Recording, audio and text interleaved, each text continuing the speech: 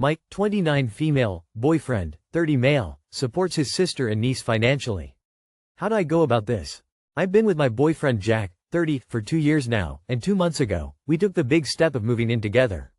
It's been a great experience overall. He's kind, thoughtful, and supportive, but I recently stumbled upon something that's been weighing on my mind. Jack has a younger sister, Emily, 26, and a 3-year-old niece, and they're an incredibly tight-knit trio. I knew he cared deeply about them and helped them out financially here and there. But living together has revealed just how much he's involved in their lives, specifically, how much he financially supports them. To my surprise, Jack pays their rent in full every single month. Emily and her daughter live in a modest 1-bedroom apartment, which isn't outrageously expensive, but still, it's a recurring expense that Jack shoulders entirely. Emily doesn't have a traditional job. She explained to Jack that working a regular job wouldn't cover daycare costs for her daughter, let alone the rest of their living expenses. She picks up small jobs here and there, like walking neighbors' dogs or baking cakes for friends and family, but it's nowhere near enough to sustain them. I feel blindsided. A while ago, Jack and I had a serious conversation about finances, our goals, savings plans, and how we'd split expenses. That's when I discovered that Jack has zero savings. None. I was honestly floored. He's an engineer and earns a solid income, so I couldn't understand why he hadn't managed to put anything aside. That's when he opened up about just how much he's been contributing to Emily and his niece. Between their rent and other essentials, his paycheck is drained almost entirely every month, leaving little to nothing for himself. He told me this isn't forever. His hope is that once his niece is old enough to attend kindergarten, Emily might be able to work a stable job, and he won't have to keep covering their rent and other expenses. But that's still a couple of years away, if everything goes according to plan. What if it doesn't? What if something changes or Emily's situation doesn't improve, and Jack ends up supporting them for much longer than he's anticipating? I feel really conflicted. Jack is more than able to cover his share of our rent and utilities, so that's not the issue. But when it comes to anything beyond the basics, like dates, trips, or even building our future together, it's clear that most of it would fall on me financially. I'm not sure how I feel about that. I love how devoted Jack is to his family, but I can't help wondering where that leaves us as a couple. What happens if his financial commitment to them drags on for years, or if it starts affecting our ability to plan for our own future? I'm grappling with how to balance my admiration for his selflessness with my own feelings of frustration and uncertainty. This isn't a small thing, it's shaping the entire foundation of our future together. I want to be understanding, but I also don't want to feel like an afterthought when it comes to his financial priorities. Where do we go from here? Okay, Jack and Emily have a 2-year runway towards kindergarten and employment. I'd ask whether Emily is actively doing things to make herself more employable in the fall of 2026.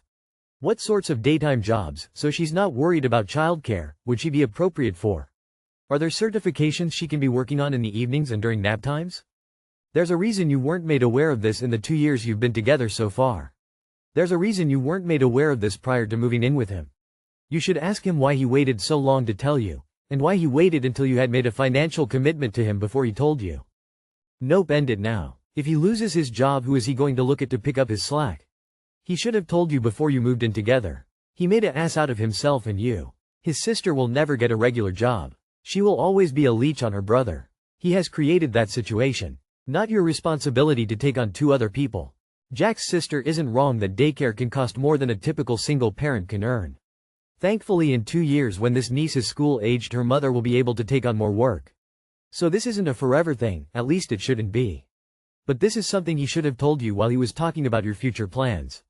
Given that he's talking this way, you'd be within your rights to ask about the long-term projection. Surely he doesn't intend on supporting his sister forever. However, you'd need to know that before you linked your financial future with his by marrying him. Emily can work at a daycare or preschool. Usually they give free or discounted tuition for staff's kids. Emily could also find a nanny job that allows her to bring her kid. Emily is in a tough situation, but the above solutions work for many people. He's being taken advantage of. A mom who's worked and paid for daycare. Why can't he cover half of daycare and she cover everything else with a job? How to recover from cheating. 30 female and 30 male. Mike, 30 male, wife, 30 female, had an emotional affair that ended with her sleeping with the affair partner. She immediately told me and cut off all contact, and we worked on our relationship and the things that got us to this point. Now we are in a good place. She's not had any contact with the affair partner in almost 6 months. However, I'm really struggling with our intimacy. Every time we have sex or I feel in the mood, I start having a lot of intrusive thoughts of them having sex and it makes me very insecure. She has said she's very sorry and ashamed and that it was nothing like our intimacy and she regretted it, but I'm having such a hard time getting it out of my head. I'm constantly wondering about the comparison and if it was objectively better sex. Has anyone found something that helps? I want this to work, and everyone makes mistakes. She came clean and has definitely worked on making it right. I'm just stuck with these images and thoughts about that part of our relationship. Too long did not read. Wife slept with someone and I can't get the images and thoughts and comparisons out of my head. In my humble opinion, she will have lost any respect she still had for you when you forgave her. You won't have gotten the full story from her. She will have played it down to minimize the risk of it blowing up, and I fear it will only be a matter of time until it happens again. Personally, I would have left as soon as it was discovered. There is no recovery from cheating. It's the ultimate betrayal. Since you want this to work, my only advice to you is time. You need time to process how you feel. To move on from the hurt and feeling as though you're inadequate. This does not happen overnight. It doesn't happen in 6 months either. I believe the average time to heal from an affair is 2 years. Remember, it's not on you to fix everything. You're allowed to need time with the intimacy aspect. You're allowed to speak about how you feel and for things to not always be okay. Check out the subreddit as one after infidelity. You've got people there who have gone through what you're going through. From all the cheating story from Reddit, respect yourself enough to leave. It won't get better. You will always kind of compare it with AP even a bit in the back of your mind. You didn't mention to have kids, so move on and learn your lesson. She wasn't that sorry when she was sucking the app's dick or writing it.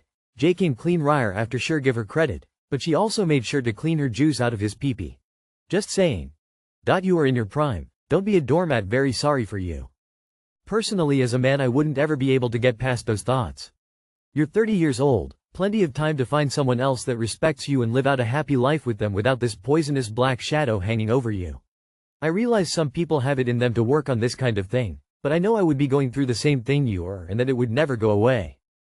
Every time we have sex or I feel in the mood, I start having a lot of intrusive thoughts of them having sex and it makes me very insecure. But I'm having such a hard time getting it out of my head. I'm constantly wondering about the comparison and if it was objectively better sex. She has said she's very sorry and ashamed and that it was nothing like our intimacy and she regretted it. Up arrow. You will never be able to get that image out of your head. When his eggplant slipped out, she put his eggplant back in. Guarantee you 100% she downplayed how things really went down. Have some self-respect. This is not something you recover from.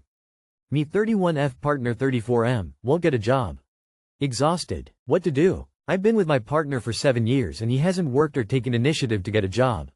When we first started dating, he had a job and within the first month he quit. We were just having fun at that point, I didn't think anything of it at the time. But time goes by, still no job, and I have always worked. In 2018, he has some money left he gives me for first and last, me being naive, not thinking about the long run. I agree and find us a place. Well, 7 years later, still no job, and now we have a 4-year-old. I have been working and being the sole provider for all these years and it's becoming mentally exhausting. I don't think I can financially do it anymore. I have expressed to him numerous times that I'm struggling to keep up and all he says is, I know I'm a piece of shit, but doesn't do anything about it. To make up for it, he helps me a lot around the house. Cleaning, laundry, lets me sleep in on days I can and wakes up with our daughter, cooks occasionally. Basically everything a woman cries about wanting their partner to do. Cold sweat smile. And although I appreciate that so much, I never agreed to that as a replacement for not having a job. I need someone to help me financially, not a maid. To make things more complicated, he has no driver's license. He messed up when he was younger and has about 15K in fines, and I'm deaf, not paying that. Most jobs require transportation and he doesn't have that.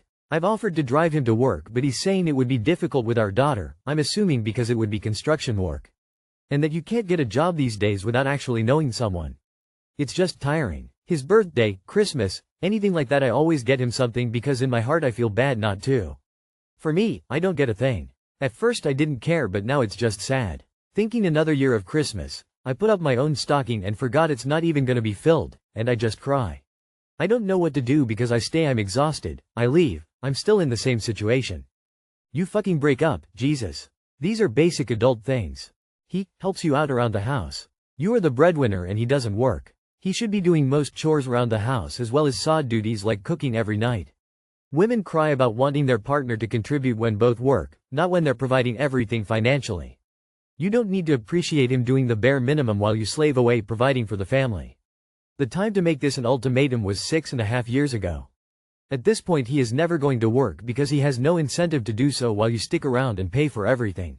Either leave or accept that this is your life and tell him to step up as a SAHP. You're not in the same situation if you leave. If you leave, you will have a whole entire adult less to take care of. Great job on enabling him, I am sure he appreciates it. So why did you choose to have a child with an unemployed guy? It sucks that he won't pull his weight and I agree that he sucks, but you need to take a little responsibility for putting yourself in this situation. It's not like he was a great guy and then suddenly he started acting this way and totally blindsided you and now you and the kid need to figure it out. You knew going in that he won't work because if I'm doing the math right, he was unemployed on purpose for 2+ years at that point. If you want a partner who works, go find one. Because it's not this guy. Which probably means no child support for you either because you decided to have a kid with an intentionally unemployed man. Womp womp. My girl, read this again as if a dear friend sent you this asking for help. What would you tell her? You've been patient long enough. It's time to face the obvious. If he truly cared about you and the family, he would take serious action, not just apologize or make excuses. You deserve someone who is financially responsible, supportive, and proactive in making life better for all of you. Stop waiting for him to change on his own. Make a decision for yourself. Either he steps up or you walk away. You can't keep sacrificing your well-being for someone who isn't willing to meet you halfway. It's not just about the money, it's about your emotional and mental health. Take charge of your life because you're worth more than this. My 24F boyfriend, 30M, has cheated on me after almost 4 years. Where do we go from here? My boyfriend told me today with no prompting that a girl he's been playing video games with, randomly, sent him nudes. He showed me him blocking and deleting their message thread. After a while something still felt off, so with his permission, I recovered the messages. Sure enough, he had not been entirely truthful about the situation. He was an active participant in several ways. Of course, once he was fully caught, he came clean entirely and apologized but was also trying to defend his actions with various excuses. Finally, when I asked why he was defending himself, he deflated and said I was right. He had done a horrible thing, and he didn't know why he'd do this. The typical spiel, from what I've read here. It lasted less than a week. He gave me free rein to search his cell phone and computer. While I didn't find anything else this damning, I did find that he'd been trying to search how to permanently delete these messages in between when he first brought it up and me following that gut feeling. I'm so conflicted. My gut tells me to leave. We were both very clear that cheating was a deal breaker for both of us. So it feels slimy to myself to not hold true to that. On the other hand, I've dedicated nearly 4 years to this man and it feels tragic to throw that away. There has been talk of a serious future together. I never would have known if he'd not mentioned it at all. Makes me think he actually feels guilty about this. But at the same time, he was far from totally honest until he couldn't hide from it anymore. It's also horribly sad to me that I trusted him so much and he abused that trust. He told the other girl he has a girlfriend but that we're in an open relationship. A blatant lie. I'm overwhelmed and heartbroken. It feels impossible to salvage this without major changes, and maybe not even then. How does anyone move forward from something like this? He cheated, lied, and only came clean when he got caught. Ain't no salvaging trust after that. You already know it's time to bounce, don't let 4 years chain you to disrespect.